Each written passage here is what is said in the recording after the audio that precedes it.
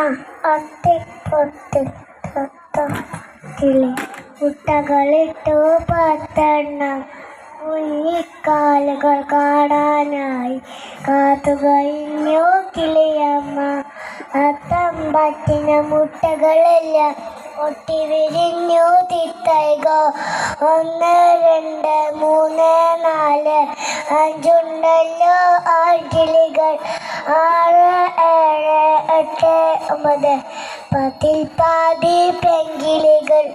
6, 7, 8, 9, 10 പാതി 5 ഉണ്ടല്ലോ ആൺകിളികൾ.